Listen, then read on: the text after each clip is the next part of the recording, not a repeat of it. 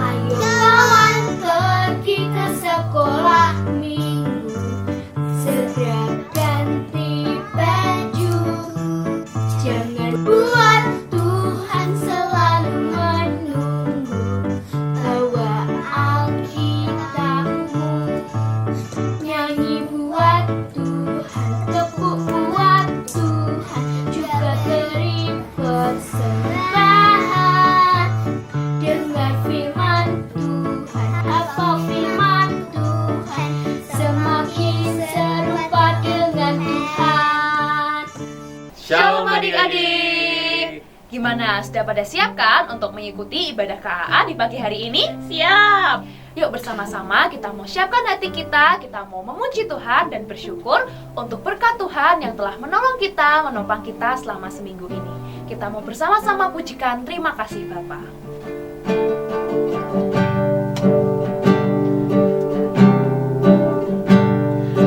Bapa-Ku yang baik, yang berkuasa atasku, kebaikan-Mu sempurnakan ku, kasih-Mu nyata dalamku. Bapa-Ku yang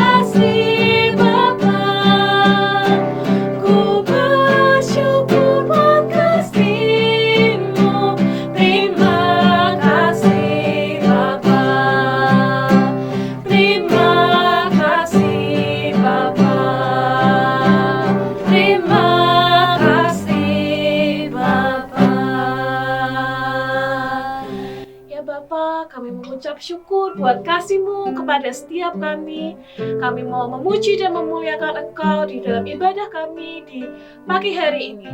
Kiranya Bapa, Engkau yang pimpin ibadah kami dari awal hingga akhir. Terima kasih Bapa, dalam nama Yesus. Haleluya. Amin. Ya adik-adik, Allah itu, Tuhan kita itu Allah yang luar biasa ya. Dia mau jadi teman yang setia buat kita. Dalam suka, dalam duka, Tuhan selalu ada buat kita. Kalau adik-adik kadang merasa takut dalam malam hari, kita mau ingat bahwa kita punya teman yang setia, yaitu Tuhan kita, Yesus Kristus. Yuk kita nyanyikan lagu sama-sama ya, teman setia.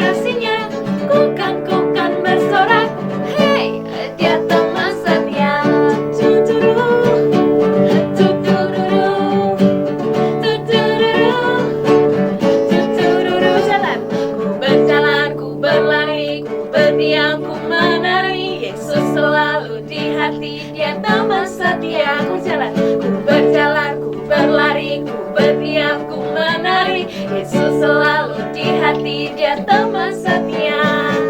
Yesus, Yesus setia, besar-besar kasih-Nya, takkan berubah sampai selamanya.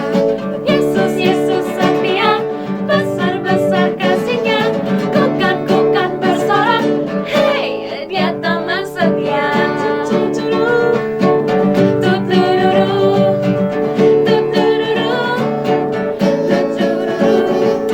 Biarpun gunung-gunung beranjak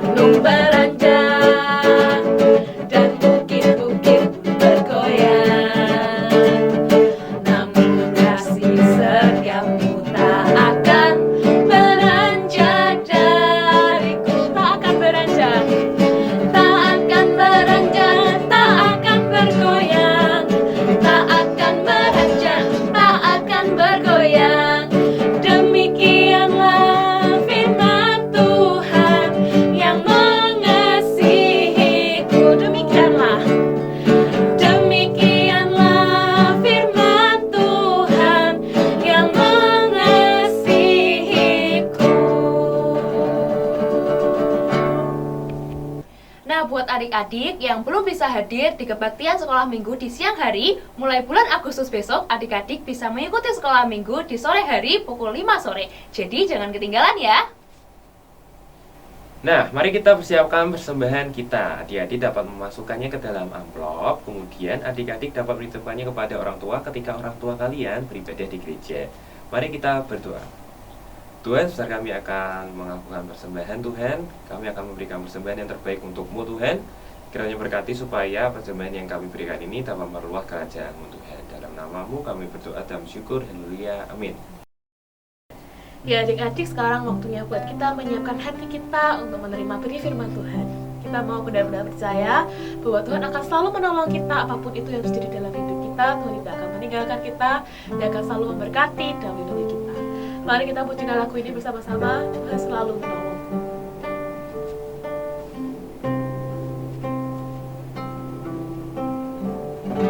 Musim akan selalu berganti,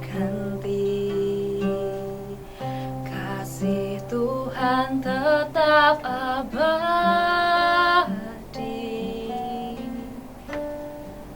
tak akan berubah sampai selamanya. Ku tetap percaya.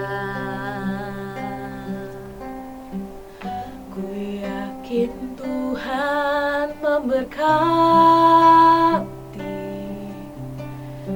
Ku yakin Tuhan melindungi. Burung di udara Tuhan pelihara karena kasih-Nya. Selalu menolongku, selalu menjagaku, sehelai di rambutku tak akan terjatuh tanpa seizin.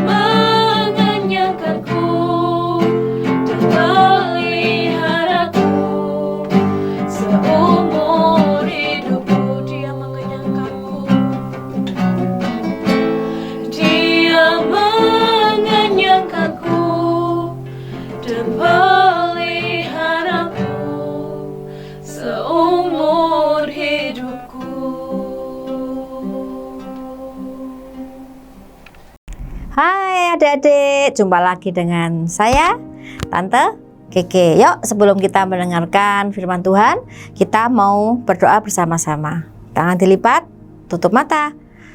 Terima kasih Tuhan Yesus, pada pagi hari ini, siang hari ini, di minggu yang ceria Kau sudah berikan buat kami, sehingga pada hari ini kami boleh kembali mendengarkan kebenaran firman Tuhan.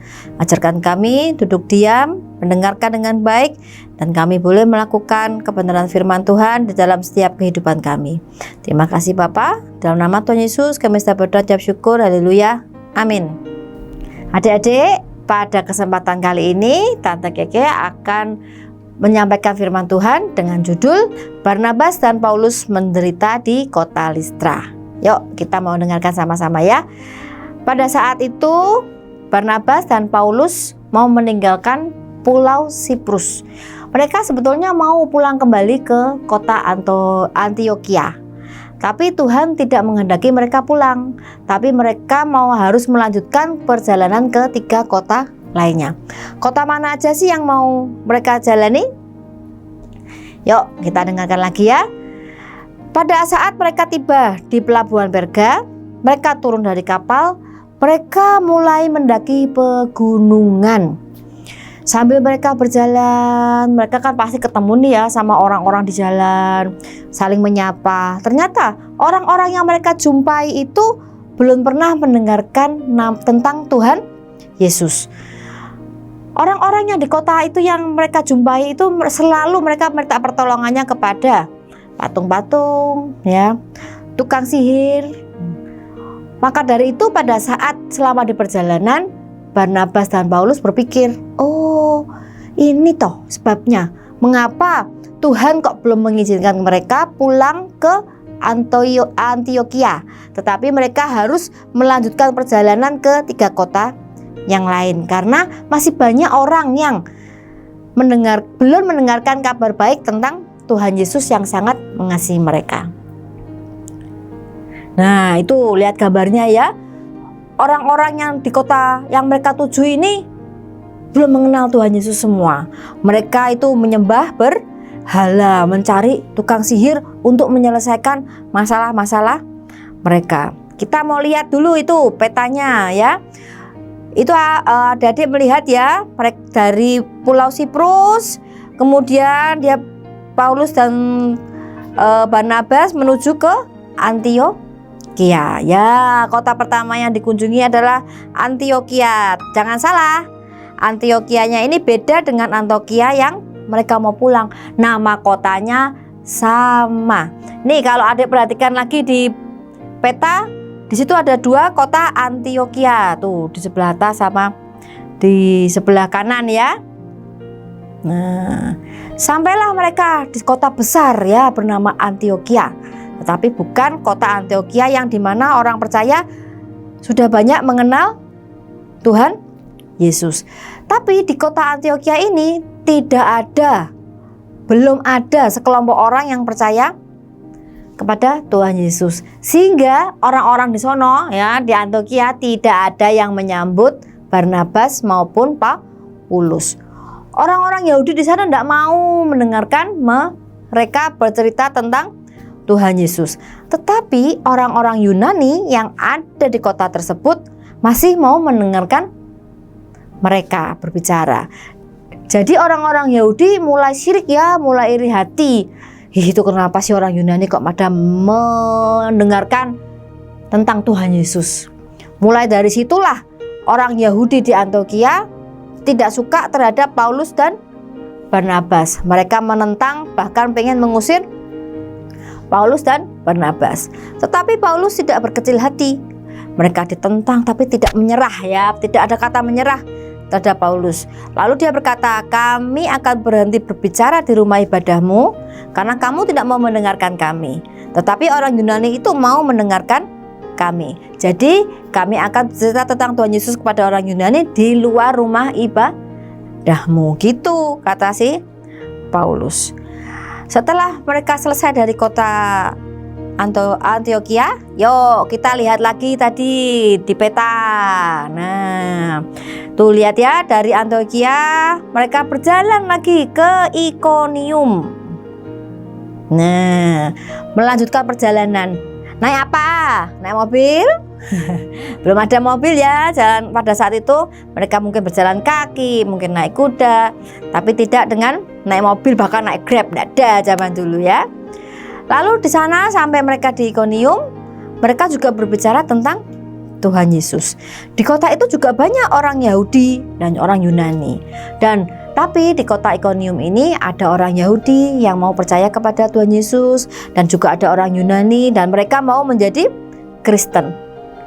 Tapi yang menjadi masalah adalah orang Yahudi di Ikonium yang belum mau mendengarkan tentang Tuhan Yesus. Mereka sangat tidak suka terhadap Paulus dan Barnabas. Mereka menjadi sangat marah. Lalu mereka menyebarkan rumor-rumor tidak baik, menyebarkan berita buruk tentang Paulus dan Barnabas. Bahkan mereka merencanakan melempari Paulus dan Barnabas dengan batu sampai mati. Serem ya, adik ya. Lalu Paulus dan Barnabas mendengar rencana itu, sehingga mereka memutuskan untuk pergi dari kota Ikonium pindah lagi ke kota Listra. Nah, mari kita lihat lagi petanya. Nah, dari Ikonium lalu menuju ke Listra. Listra ini juga adalah kota besar ya. Kota besar, di sana bahkan ada kuil dewa yang besar, yang bagus. Mereka mempunyai dewa yang cukup terkenal ya, mungkin di telinganya ada juga pernah dengar. Mereka menyembah yang namanya dewa Zeus. Ya, di sini mulai menarik ya, adik-adik, mulainya ceritanya mulai asik di sini ya. Lalu Paulus dan Barnabas mulai menceritakan kepada penduduk kota Listra bahwa hanya ada satu Allah yang harus disembah. Mereka juga menceritakan tentang bagaimana Tuhan Yesus datang ke dunia, mati di kayu salib, bahkan bangkit untuk menebus dosa manusia dan bagaimana cara menyembah Allah yang benar. Nah, tuh kita melihat ada gambarnya dulu tuh, orang Listra itu menyembah dewa Zeus. Nah, tuh lihat ada gambarnya ya. Barnabas memberitakan Injil kepada orang Listra. Nah, pada saat Paulus dan Barnabas ini memberitakan berita Injil kepada orang Listra, di situ ada seorang yang lumpuh, ya, lumpuh tidak bisa berjalan. Dia mendengarkan Paulus ini berbicara tentang Tuhan Yesus dengan sungguh-sungguh, dan dia mengimani bahwa Tuhan Yesus adalah juru selamatnya. Apa yang terjadi? Pada saat dia mengimani bahwa Tuhan Yesus adalah Tuhan dan juru selamatnya, orang tersebut tiba-tiba mendapat mukjizat. Orang itu lumpuh itu menjadi sembuh, kakinya loncat dan bisa berjalan. Gara-gara itu orang-orang di sekitarnya kaget. Weh, hebat, selama ini mereka menyembah dewa Zeus, cari tukang sihir, tapi belum pernah ada kejadian seperti ini. Orang lumpuh disembuhkan, bahkan bisa loncat dan berjalan. Belum pernah terjadi sebelumnya. Maka orang-orang Listra itu berpikir, wah, jangan-jangan mereka berdua ini adalah jelmaan dewa gitu katanya ya. Wah, mereka mengagumi Paulus dan Barnabas. Wah, tuh bahkan mereka sampai seperti menyembah ya kepada Paulus dan Barnabas, membawakan mereka macam-macam sesembahan gitu untuk mereka berdua. Tetapi Paulus dan Barnabas mengatakan, kalian salah, kami ini adalah manusia biasa. Yang membuat orang tersebut bisa berjalan kembali adalah kuasa Tuhan, yaitu Tuhan Yesus yang sebagai Tuhan dan Juru Selamat. Karena orang ini mengimani, maka dia sembuh, bukan karena kami ini utusan dewa. Nah, tetapi apa yang terjadi? Orang-orang Listra ini tadinya sudah ikut mendengarkan, tetapi di antara mereka ternyata ada orang-orang dari Antioquia dan orang yang dari Ikonium yang tidak suka kepada Paulus dan Barnabas. Mereka juga mengikuti sampai ke kota Listra. Jadi mereka ini menyebar gosip ya, membuat rumor yang tidak baik terhadap Barnabas dan Paulus, sehingga Barnabas dan Paulus orang-orang di kota Listra ini mulai nggak suka sama Paulus dan Barnabas. Mereka mulai marah, nggak suka. Mereka mau melempari Paulus dengan batu karena mereka marah karena terhasut oleh orang-orang Antiokhia dan Ikonium. Nah itu kan aneh ya, tiba-tiba menjadi marah padahal mereka melihat sendiri bagaimana adanya keajaiban terjadi. Lalu orang Listra itu menangkap Paulus dan melemparinya dengan batu. Ya tuh dilihat ya, kasihan ya. Pada saat Paulus sudah lemas, diam saja, mereka mengira bahwa Paulus sudah mati. Lalu orang-orang Listra itu menyeretnya keluar kota dan meninggalkan Paulus begitu saja. Setelah orang Listra pada pergi, tidak ada seorang pun di situ. Lalu datanglah Barnabas dan teman-temannya yang lain, yang orang-orang yang sudah percaya kepada Tuhan Yesus, untuk datang ke Paulus lalu menolongnya. Ternyata Paulus masih hidup. Luar biasa ya pertolongan Tuhan terhadap Paulus. Tapi apa yang dilakukan oleh Paulus? Setelah Paulus membaik badannya, sudah tidak sakit lagi, apakah dia pergi dari Listra? Jangan salah adik-adik, Paulus tetap kembali ke kota Listra, tidak takut ya, tanpa ragu-ragu dia kembali lagi karena Paulus sangat mengasihi kota Listra, karena Tuhan ingin memenangkan kota Listra. Dari orang-orang yang percaya, yang sudah percaya di kota Listra tersebut, mereka bersama-sama dengan Paulus memuji Tuhan, dan Paulus terus memberikan semangat buat orang-orang yang di sana yang sudah percaya kepada Tuhan supaya terus bersaksi tentang Tuhan Yesus kepada orang-orang yang belum dikenal. Lalu setelah beberapa hari kemudian, Paulus dan Barnabas melanjutkan perjalanan ke kota selanjutnya, adalah kota Derbe. Disitulah Allah sangat menghiburkan hati mereka. Nah, Tante Keke sekarang mau bertanya, apakah adik-adik pernah mengalami hal yang sama seperti Paulus dan Barnabas? Ketika kamu pergi ke sekolah minggu, atau ketika kamu pergi ke gereja, ataukah kamu ketika melayani Tuhan, tetapi orang-orang di sekitar kamu gak suka. Ngapain sih kamu ke gereja? Kalau kamu ke gereja kamu gak jadi temanku. Kalau kamu ke gereja kamu gak usah pulang ke rumah. Apakah ada yang pernah mengalami seperti itu? Kalau ada yang pernah mengalami seperti itu, jangan takut dan jangan menyerah. Di saat kita mengabarkan Injil, mengabarkan kebaikan tentang Tuhan Yesus, menceritakan mujizat Tuhan Yesus yang pernah terjadi atas hidup kita, kita tidak perlu ragu, tidak perlu takut. Pada saat kita berbicara, Roh Kudus pasti membantu. Tuhan sendiri yang akan mengubahkan hati orang-orang tersebut yang sudah mendengarkan tentang Tuhan Yesus melalui kita. Yuk, sekarang kita baca ayat hafalannya ya. Wahyu 2 ayat 10. Yuk, sama-sama dibaca. Sudah ketemu? Wahyu 2 ayat 10. Jangan takut terhadap apa yang harus engkau derita. Gampang ya? Ulang. Wahyu 2 ayat 10. Jangan takut terhadap apa yang harus engkau derita. Ya, adik-adik, kata Keke selesai sampai di sini. Tapi adik-adik tetap harus percaya, tetap yakin.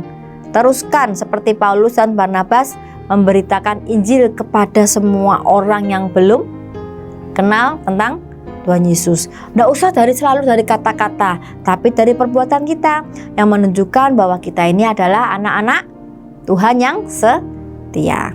Yuk, saatnya kita akan tutup dalam doa. Tangan dilipat, mata ditutup. Terima kasih Tuhan, kami boleh mendengarkan kebenaran firman-Mu tentang Paulus dan juga Barnabas yang boleh menyemangati kami untuk selalu memberitakan, menceritakan kebaikan dan kemurahan Tuhan kepada orang-orang yang di sekitar kami. Kami percaya Roh Kudus memberikan keberanian buat kami semua.